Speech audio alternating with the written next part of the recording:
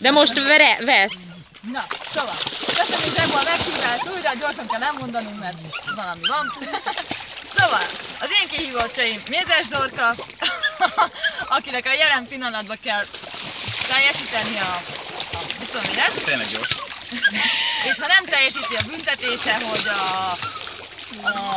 milyen szadakupán, minden távolsági dobás után kell egy cigánykereket csinálnia, amikor Skylinak dob. A másik kihívottam Kata, aki ha hétfőig nem teljesíti, azért balasa, akkor balasán minden nem elkapott dobás után, viszont a rally nem kap el, innia kell egy feles.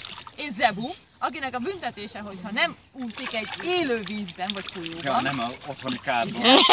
Akkor szoknyában kell az EB-n, a franciaországi EB-n egy futamot lemennie. Nem nadrágra fölvenni, hanem szoknyába kell fölmennie. Jó. Ők az én kihívottam. Az enyém pedig Eme, aki, ahogy már mondtam az előbb, ha nem ugrik be, akkor a szadakupán bekötött szemmel kell távolságizzon. Menni fog. A másik a Rudi, aki a következő versenyen, ahol elindul, ha nem csinálja meg, akkor egy rózsaszín tutuban kell freestylozzon. Illetve, ki volt még?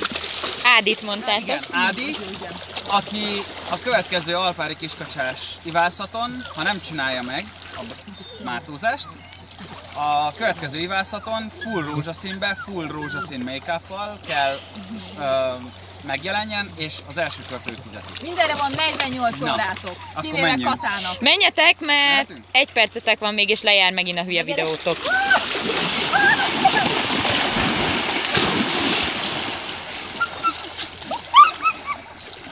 Jó, állj le!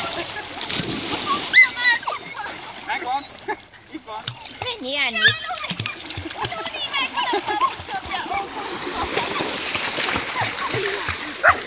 Én nagyon remélem, hogy felvette.